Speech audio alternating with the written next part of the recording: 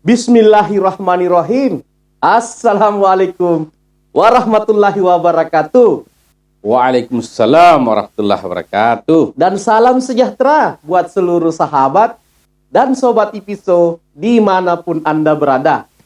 Berjumpa lagi dengan saya, Suadi Idris Amir. Tentunya di acara kesayangan kita, IPISO, Rumah Edukasi.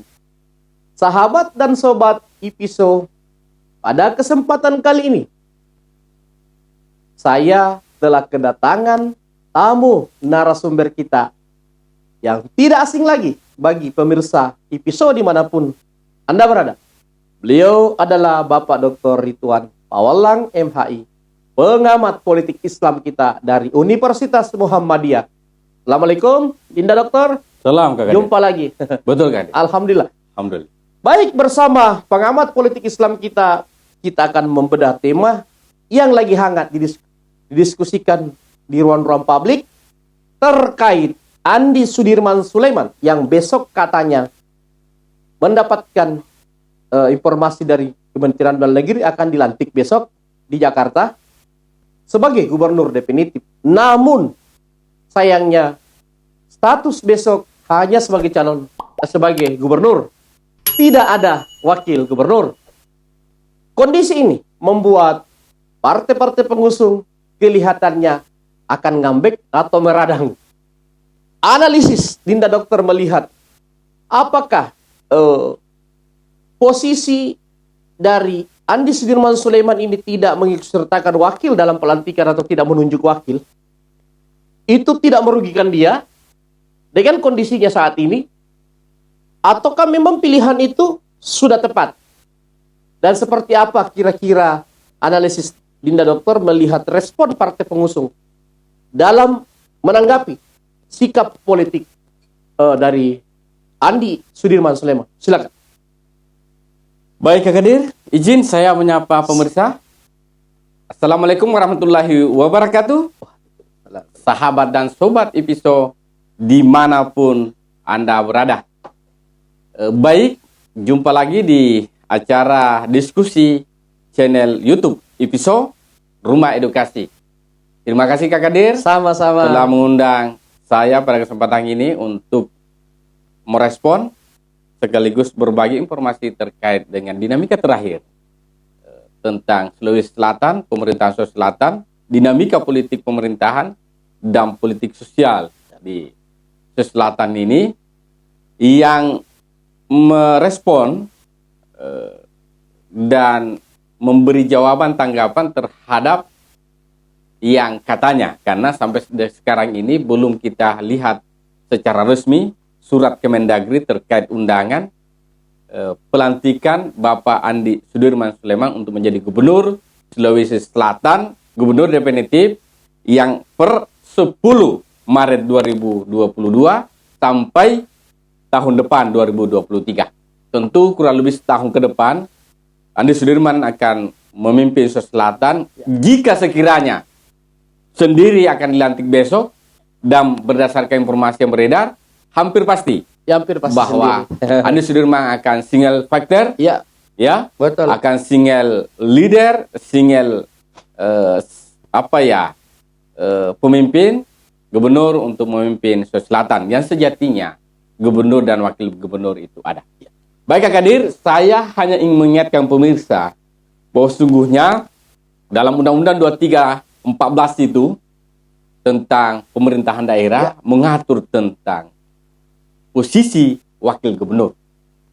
Saya ingin membuka kembali Kak Kadir, izin pemirsa bahwa sesungguhnya dalam Undang-Undang 2314 itu diatur tentang posisi secara yuridis tentang posisi wakil gubernur seperti apa dan itu. Artinya apa? Bahwa sesungguhnya posisi wakil gubernur itu secara yuridis, secara filosofis itu penting. Artinya apa? Bahwa ada amanah undang-undang tentang keberadaan dan posisi wakil gubernur di samping ataupun sebagai mitra Bapak Gubernur ataupun Gubernur itu sendiri Kak Kadir. Oleh sebab itu saya pikir dengan Undang-Undang 2314 itu sesungguhnya menunjukkan bahwa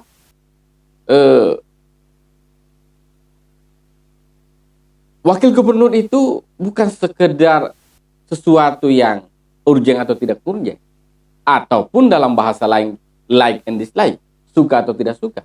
Tetapi ini adalah sebuah perintah. Perintah undang-undang atau amanah undang-undang itu bagi seorang pejabat publik, Ya. itu wajib untuk dilaksanakan. Malah ketika itu dilanggar, ketika itu diabaikan, Kak Kadir, itu ada pelanggaran. Pelanggarannya apakah? Sanksi administrasi atau sanksi pidana. Kan begitu. Dalam sebuah konsekuensi pelanggaran terhadap sebuah undang-undang.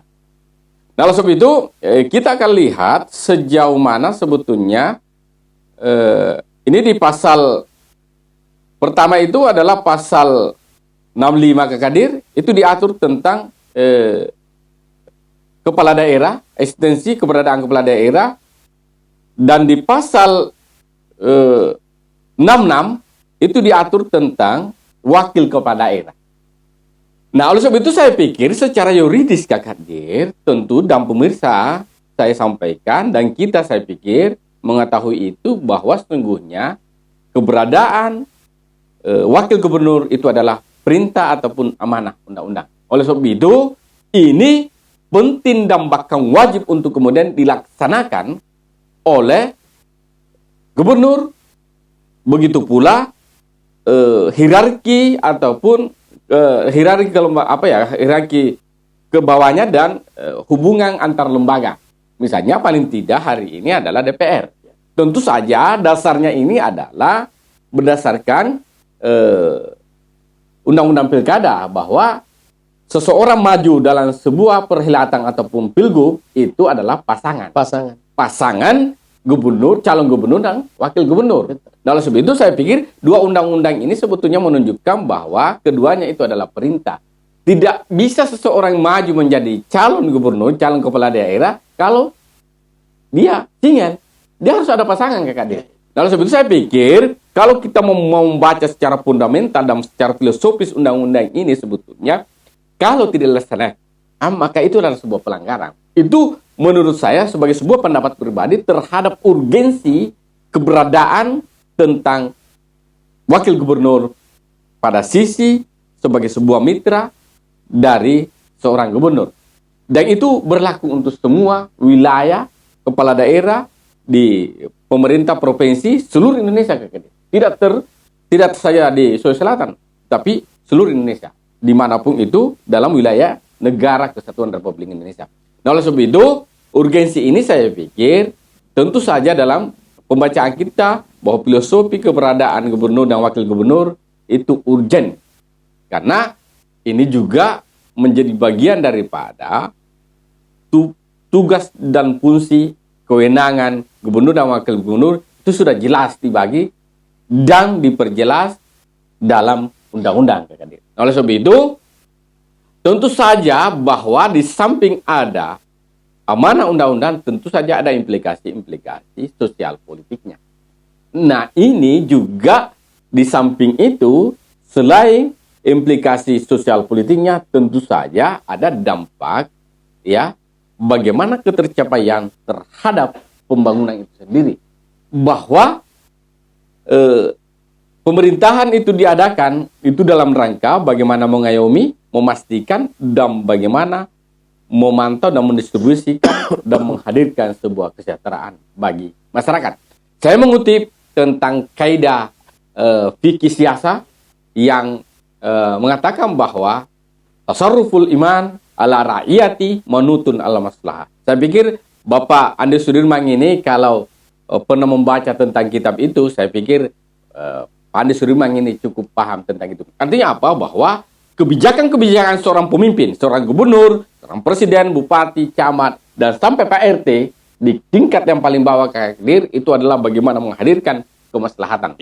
Kemaslahatan itu adalah filosofi dan muara terakhir daripada sebuah pemerintahan dimanapun berada. Kita menghadirkan Republik Indonesia dan ingin merdeka dari Republik ini, dari penjajahan ini, tentu saja muaranya adalah kemerdekaan. Kemerdekaan itu adalah bagaimana tercapainya tentang kesejahteraan bagi seluruh rakyat Indonesia, termasuk saya pikir di Sulawesi Selatan. Saya pikir itu sebagai sebuah pemantar sementara Kak Kadir. Sahabat dan sobat IPISO, Bapak Dr. Ridwan Paulang, pengamat politik Islam kita, tadi membuka diskusi kita dengan membuka aturan-aturan pemerintahan dilandaskan tentu dengan undang-undang. Yang jelas sekali beliau mengingatkan bahwa menurut aturan pentingnya peran seorang wakil gubernur dalam pemerintahan di Republik ini. Karena memang perintah undang-undang, gubernur dan wakil gubernur bersama-sama memimpin suatu daerah dan mensejahterakan masyarakat. Namun tentu ada yang lebih urgent daripada undang-undang itu sendiri, yaitu efek elektoral, efek politik. Kalau kita melihat kondisi saat ini, Andi Sudirman Sulaiman ini yang sudah 1 tahun menjabat sebagai pelaksana tugas gubernur, itu belum memperlihatkan peningkatan elektoral secara personal dari survei-survei yang beredar. Artinya, sangat rawan bagi dia di 2024 kalau masa jabatannya yang tinggal hampir 2 tahun ini tidak mampu dimaksimalkan untuk bisa mengangkat peta elektoralnya sebagai gubernur definitif yang akan dilaksanakan besok kalau tidak salah. Saya pikir 1 tahun ini sebagai pelaksana tugas itu sudah sama dengan gubernur. Ya. Artinya harusnya 1 tahun terakhir ini ada efek elektoral yang terlihat. Namun kalau dilihat dari survei-survei yang beredar, efek elektoral itu belum terlihat. Artinya Andi Sudirman Sulaiman belum mampu meyakinkan masyarakat Sulawesi Selatan bahwa dia walaupun kapasitasnya dan ketokohannya jauh dibanding penggantinya, yang dia gantikan, Bapak Profesor Dr. Nurdin Abdullah.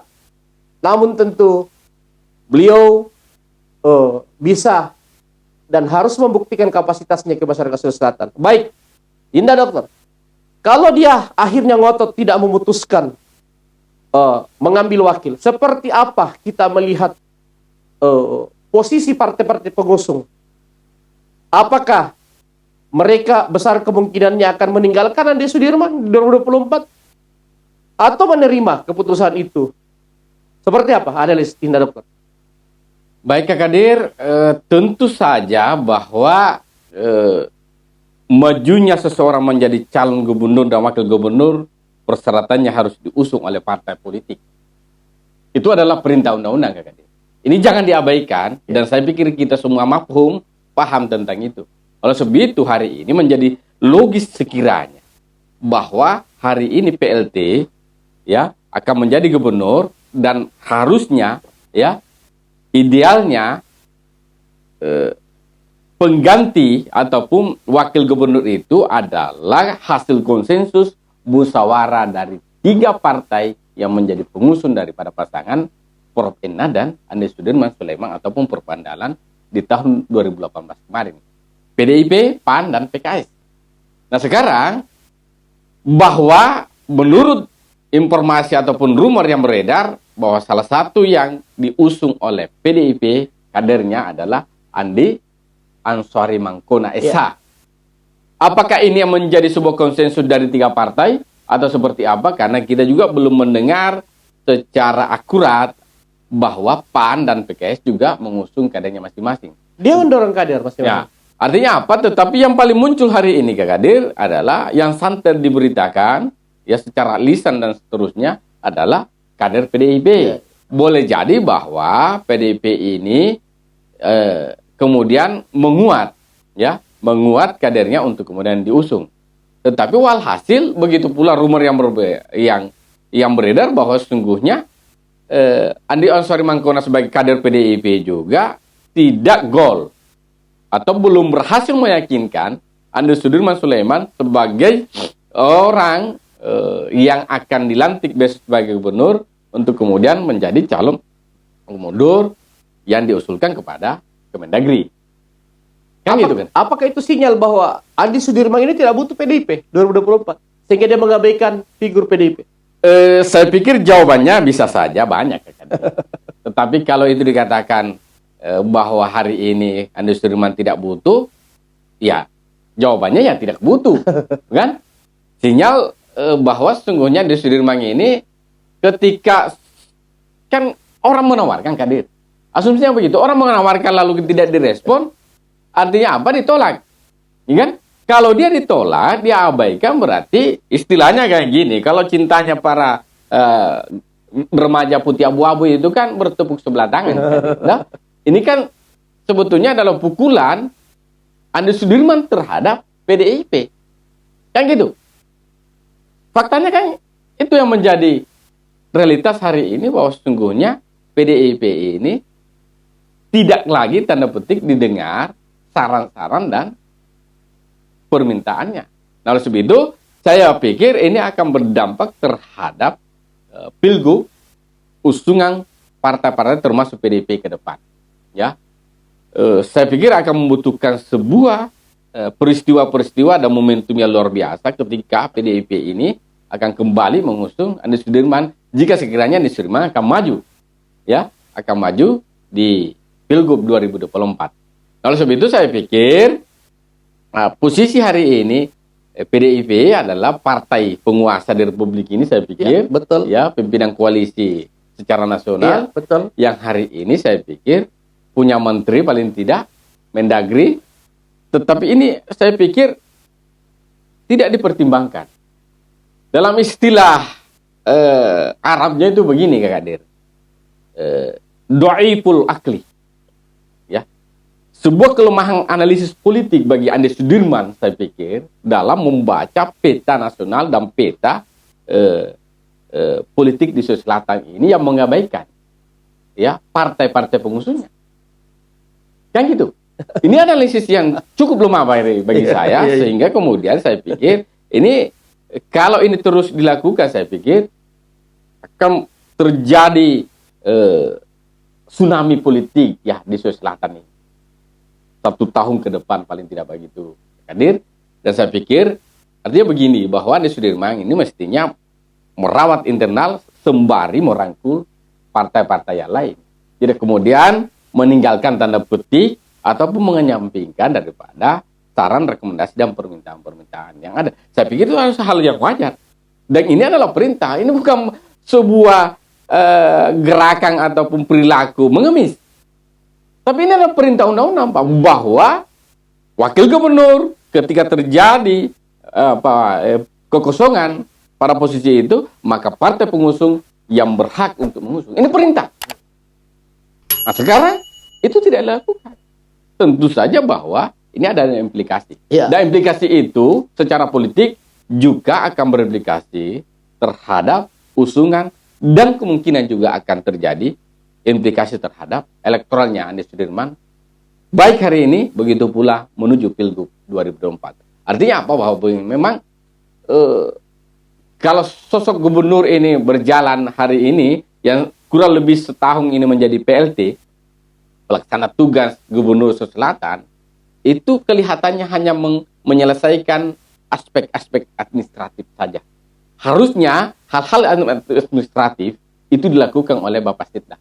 Tetapi ini kelihatannya bahwa tidak ada ruang yang menunjukkan bahwa Andi Sudirman hari ini menjadi PLT selama setahun ini, itu berimplikasi terhadap pembangunan Sulawesi Selatan, begitu pula terhadap dampak elektoral beliau. Itu juga menunjukkan bahwa lansir rilis yang disampaikan oleh Polmar itu saya pikir sudah sangat terbaca. Gitu, kan? Masuk akal ya? Masuk akal itu, karena ini adalah sebuah lembaga survei nasional, dan saya pikir ini menjadi sebuah warning, peringatan bagi Andi Sudirman Sulaiman bahwa posisi beliau sebagai besok akan menjadi gubernur itu bukan atau tidak aman-aman saja. Saya kembalikan ke Kadir. Baik. Sahabat dan Sobat Ipiso, gambaran dari analisis Dr. Ridwan Pawalla menggambarkan bahwa partai politik sangat mungkin atau berpotensi mempertimbangkan di 2024 untuk tidak bersama dengan Andi Sudirman ketika mereka diabaikan kader-kadernya untuk menjalankan undang-undang, untuk mempersiapkan calon wakil gubernur yang akan disodorkan oleh 3 partai pengusung. Karena tentu yang paling sangat dikhawatirkan adalah ketika di kemudian hari ada bencana yang di luar dugaan yang menimpa gubernur dan tidak ada penggantinya kalau tidak ada. Ya, kita sih berharap peristiwa Nurdin Abdullah tidak terulang. Tetapi ya tentu sebagai manusia biasa, segala kemungkinan harus dipertimbangkan dan dipersiapkan. Hal-hal yang tidak kita inginkan pun harus dihitung. Baik, kalau kita melihat survei Polmar, posisi Andi Sudirman ini sangat rendah elektoralnya. Seperti apa kita melihat peluang dia sebagai petahana di 2024 dengan modal seperti itu? Dengan berhadapan dengan figur-figur seperti Adnan, Andi Iwan Darwanaras, siapa lagi? Iyas ya, Ilham Aris Sirajuddin, Dadi Pomanto, Taupan Pawe, RMS. Seperti apa kita melihat? Apakah Andi Sudirman ini mampu mengikuti jejak Nurdin Abdullah? Dalam arti kata bisa mengungguli lawan-lawannya dari segi elektoral kalau saat ini. Kalau anggaplah kita merujuk pada Polmar karena dia yang terakhir meliris, artinya ya tentu itu jadi rujukan karena dia yang terakhir ya. Dia di bawah Adnan Puricita. Apakah kita melihat adakah potensi dia di 2024 di luar posisi-posisi tadi ya? Tentu kita masuk ke ranah pertarungan politik murni. Seperti apa kita lihat? Baik Kak Kadir, saya menganalisis bahwa rilis yang dikeluarkan oleh Polmar sebagai sebuah lembaga riset politik bertaraf nasional Kak Kadir, itu menunjukkan, saya istilahkan gini, itu abrasi elektoral bagi Andi Sudirman Sulaiman. Mengapa? Karena beliau ini, Andi Sudirman ini dibawa ya daripada kekuatan elektoral Dr. Adnan Puricak Isanya Silimpo. Artinya apa? Bahwa posisi gubernur dan bupati ini kan dari sisi hierarkinya kan lebih tinggi. Gubernur, wilayahnya juga jangkupannya luas. Tentu saja bahwa data yang diambil oleh Polmar ya itu adalah data dari seluruh perwakilan ataupun populasi daripada setiap voter warga di Sulawesi Selatan ataupun 24 Kabupaten Kota Sulawesi Selatan. Artinya apa? Bahwa ini kan wilayah Pemprov, gubernuran. Wilayahnya Andi Sudirman Sulaiman. Mengapa tidak ditemukan kekuatan elektoral yang lebih unggul daripada Pak Dr. Adnan? Kayak ini kan sebetulnya menjadi sebuah pertanyaan-pertanyaan yang cukup krusial yang harus dijawab oleh Andi Sudirman secara politik menuju 2024. Nah, istilah saya abrasi elektoral itu ada sebetulnya sangat rasional, menunjukkan bahwa sungguhnya ternyata posisi PLT Andi Sudirman Sulaiman selama setahun ini itu tidak ada dampak elektoralnya terhadap dirinya untuk menuju 2024. Posisi ini sangat lemah dan rawan bagi sosok Andi Sudirman Sulaiman. Artinya apa? Bahwa sungguhnya istilah saya sampaikan tadi bahwa apa yang dilakukan oleh Andi Sudirman selama setahun ini kurang lebih hanya mengerjakan aspek-aspek administrasi saja ya, yang sejatinya itu adalah pekerjaan wakil ataupun dikerjakan oleh Sekprov. Ya kan? Kan gitu. Artinya apa? Bahwa selama ini yang dilakukan adalah menyelesaikan aspek-aspek formal saja. Tidak sampai bahwa kebijakan-kebijakan ataupun program visi misi yang diusung bersama dengan Prof. Nurdin Abdullah dan beliau sampai detik ini kan belum ada perubahan. Sejatinya beliau melanjutkan sebagai sosok negarawan, politisi yang baik, wakil yang baik yang dari Prof. Enna untuk melanjutkan itu. Karena kapan ada perubahan dan seterusnya, dan kita juga belum menemukan bahwa terjadi perubahan visi misi. Atau paling tidak itu dideklarasikan bahwa selama PLT Bapak Andi Sudirman Sulaiman ini membuat lagi, mendeklarasikan lagi visi misi. Kan gitu. Nah, oleh sebab itu saya pikir apa yang dilakukan selama setahun ini artinya apa? Bahwa sesungguhnya apa yang dirasakan oleh masyarakat sebagai bagian daripada kebijakan-kebijakan, program-program yang dilakukan oleh Andi Sudirman Sulaiman ini itu tidak dampak. Nihil nilainya, dan terlepas bahwa Polmar ini mendorong tentang kekuatan elektoral, tetapi ada bagian yang paling signifikan daripada itu adalah paling tidak mengenal dan program-program lainnya itu implementatif dan bisa dirasakan oleh warga dan masyarakat Sulawesi Selatan. Baik, baik. Sahabat dan sobat pisau, memang kalau merujuk pada hasil survei yang dilakukan oleh Polmar, ya bisa dikatakan bahwa kerja-kerja politik dan pemerintahan Andi Sudirman Sulaiman selama 1 tahun ini belum terlihat efek elektoralnya. Artinya memang, apakah memang cara dia dalam menjalankan program-program yang kurang direspon oleh masyarakat atau kurang tersosialisasi ke masyarakat, ataukah memang figurnya secara personal yang dianggap jauh kapasitasnya dibanding Nurdin Abdullah yang dia gantikan dalam posisi dia sebagai wakil, yang otomatis menggantikan Nurdin Abdullah yang tersandung kasus korupsi. Terima kasih Dinda Doktor, sampai ketemu pada diskusi berikutnya. Assalamualaikum warahmatullahi wabarakatuh. Waalaikumsalam warahmatullahi wabarakatuh.